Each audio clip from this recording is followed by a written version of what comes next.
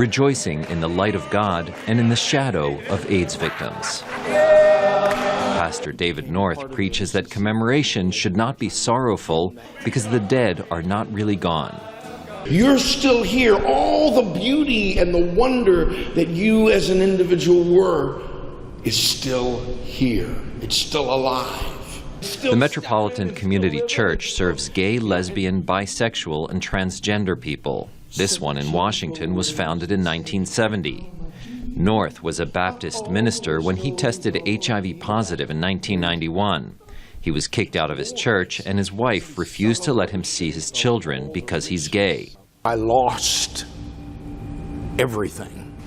Job, family, everything. AIDS has presented religious Christians with a dilemma.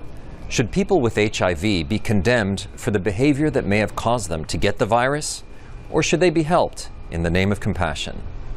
Televangelist Jerry Falwell's answer in the early years was that HIV was God's punishment for homosexuals. Christo Hreiling is a South African pastor and a hemophiliac. In Washington for the International AIDS Conference, he said his congregation took it in stride when he told them he had HIV from tainted blood. And then one person came after the church to me and he said to me, "You know, I've got sympathy with you because you contracted HIV in an innocent way. But those people who got it through sex, they brought it on themselves."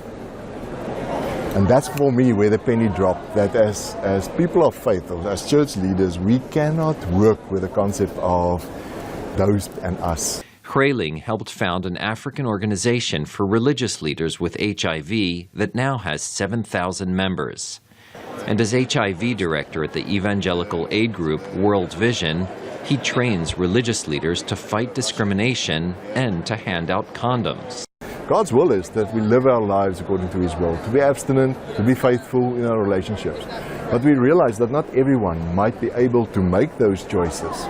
Hreiling praised evangelical leaders for a pragmatic approach that was in short supply back when he disclosed his diagnosis. Now, since 1991 until now, I think we can celebrate that the church and the faith community has moved way out further in terms of our advances on where we were.